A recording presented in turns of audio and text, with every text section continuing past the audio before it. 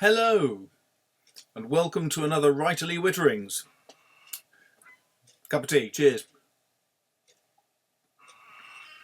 Right, today I'm using a different means of recording. I'm recording from my IMAX camera, and there's a good reason for that. The reason is I usually film on this, which is an excellent digital single lens reflex DSLR camera. It's a Nikon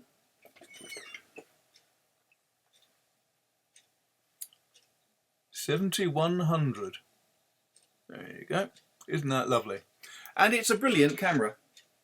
It comes with the opportunity of using a variety of lenses, such as this, which is the standard kit lens I use. And it is the camera I've been using to make all of my videos on. It is excellent, or it was excellent. The trouble is, I discovered a couple of days ago that it doesn't bounce when you drop it onto a concrete floor.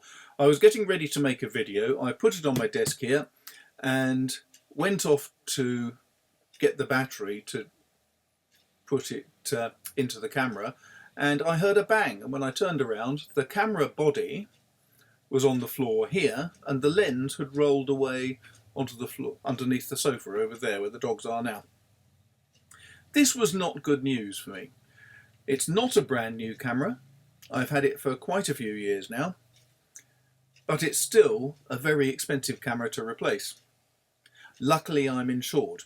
So I went to the camera shop last Friday and I said to the chap there, excuse me, my camera's got damaged. And he said, how damaged? And I said, well, look, I'd say that's pretty damaged. And he said, yes. And the first thing I wanted to do was just make sure whether the camera was actually completely broken or whether it was only the lens that are broken, because the main fault that's obvious is that on the lens there's normally a bayonet fitment round there, so you put it onto the camera, twist it a third of a turn and it locks in place. All of the things that normally fit it into place have snapped off, so there is no bayonet fitting apart from at the very top here where all the electronic connections are, but here and here they've snapped off. So I said to the chap, would you mind if I borrow one of your lenses from one of your other cameras on display to make sure that my camera is still working? And he said, yes sir, that would be fine. So I checked, I got a lens that fitted, put it onto my camera, tested it, and there was no autofocus, no aperture checking, nothing. Didn't work at all. Oh dear. So I spoke to the man and he gave me an indication of how much a new camera would cost, which was significantly more than an author can afford. And I left the shop thinking, I think I have to get an insurance quote. But there was another camera shop up the way, so I wandered in there and I said, have you got any lenses I can try? And he said, yes sir. And I tried a lens and it worked perfectly well. I thought, oh, it was the lens in a previous camera shop that didn't work. Either that or no, it must have been just the lens that was broken. So I was talking to this chap about this new lens. Now the lens was £200. The insurance on this has an excess of £150. So I thought, if I spent £200, I would have a working camera, a working lens, and I can get straight back to videos and so on. But while talking to the chap, it became quite clear that it would be a good idea to get the camera checked out anyway, because having had a major knock like that, it could well be that other things internally have got broken that may not be showing that they're broken yet, but they could well fall off in future. So I may still have to pay £150 excess to get a replacement camera, having spent £200 on, yeah, you get my drift. So I thought, well, okay, I better send it to Nikon. And so I said to the chap, how much would it cost to send it off to get it checked over? And he said £50. I said, ow. And he said, no, it's all right, because the £50 is then refundable against the cost of any reworkings and maintenance that they have to do. So, okay. I left the shop saying I'd think about it. And when I left the shop, I thought there must be a way of getting a rough idea how much it would cost to get all this work done. So I phoned up Nikon and said, look, the camera's fallen on the floor, the lens is completely broken, all of the bayonet fittings have gone, but it does still seem to work. And the camera seems to work, but the liquid crystal display is cracked. But I don't know about anything else that could be wrong. Have you got a rough idea how much it would cost to replace the liquid crystal display, to replace the bayonet fittings on the lens and anything else that could be done? And he said, well, frankly, sir, no. Without seeing the camera, we can't do that. And I said, oh. I said, well, how can I get you to have a look at it? And he said, well, you need to post it to us. And I said, how much is that going to cost? And he said, oh, there's no charge. We'll give you a free post address and you send it to that address free of charge, and then we have a look at it. He said that we'll have a look, we'll phone you up, give you a quotation. If you accept the quotation, that's fine, we'll do it and send it back to you. If you don't accept the quotation, there'll be an admin charge of about £7, and we'll either send the camera back to you and you pay for the postage, or we dispose of it here. I said, oh, that sounds a lot better than £50. I said, you have a deal. So we chatted for a little bit, and I cannot say how impressed I was with Nikon and the member of staff I spoke to. He was extraordinarily helpful. He was a delight to speak to. He was absolutely ideal. He gave me all the confidence that I needed at that moment as a Nikon user. So I would recommend Nikon, and I haven't been paid to say that. I'm about to pay for saying it. But I thought it would be useful today, just because I'm talking about the camera and the damage, to speak to you a little bit about what I look for in a camera, because it is quite possible I'm going to have to replace this. And why I bought this camera and this lens setup was purely because I needed a really good camera for stills. I wanted to do more photos of dark, more photos of where I was walking and so on. I wasn't looking for a video camera. Now, of course, I'm using the video aspect of it much, much more than I ever thought I would. And so there's things that I'm aware of. And if you're thinking about looking for cameras for doing videos, here's some of the things you need to look out for. The first is, I would say, a good DSLR is a worthwhile investment. A camera that can take really good photos, but can also take extremely good videos, is going to make your life a lot easier. Is this a good camera for doing videos? Well, you will have noticed that I've done a lot of videos now, and they tend to be moderately in focus, I hope. But I have had problems. For example, this camera has a really good, precise autofocus when you're taking photos. But that goes out of the window when you're trying to do videos. There is no autofocus in effect. It will pick up my face, then it will focus on the books behind, then it'll focus on me, then it'll focus there.